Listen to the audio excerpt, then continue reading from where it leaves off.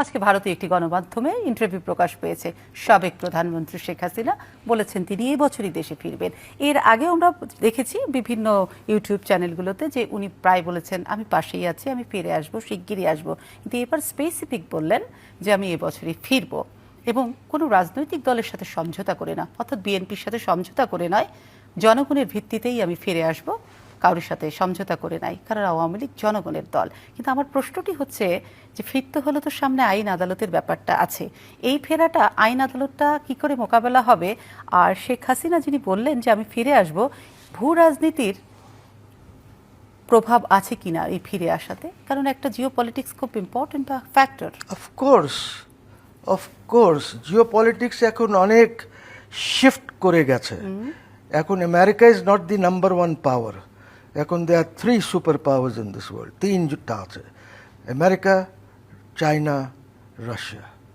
So এখন এই Jio political সিচুয়েশনে আমাদের রিজনে মিড লেভেলের পাওয়ার হলো ইন্ডিয়া, মিড লেভেলের পাওয়ার হলো পাকিস্তান।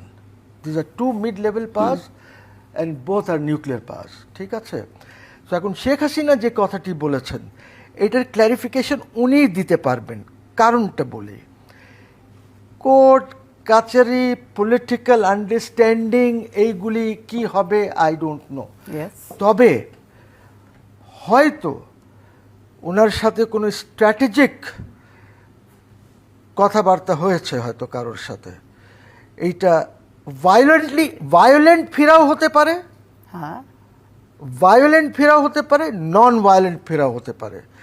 ফেরা হতে পারে উইথ বডিগার্ডস, ফেরা হতে পারে without bodyguards. I do not know যে এখানে আমাদের আর্ম ফোর্সেসের তখন অ্যাটিটিউডটি কি হবে। তার মানে আপনি বলছেন উনি যে বক্তব্যটা দিয়েছেন অর্থাৎ ইন্টারভিউটা, সেটাকে আপনি বলছেন যে উনি ফিরবেন? অফকোর্স ফিরবেন, অফকোর্স ফিরবেন। উনাকে আপনি গুলি মেরে দিলে উনি ফিরবেন। She would like to die in Bangladesh. Why? Because this is a land, as a citizen, as a national, ওনার তো ফেরার একটা রাইট আছেই। কনভিক্টেড হোক, সেন্টেন্সড হোক, আপনি সেন্টেন্স এক্সিকিউট করেন, বাট ফিরতে দেবেন না, এটা তো আপনার পক্ষে পসিবল হবে। সেই ফেরাটার পথটা কি ইন্টারন্যাশনাল পলিটিক্স আর মানুষ? Of course regional politics will be involved in this.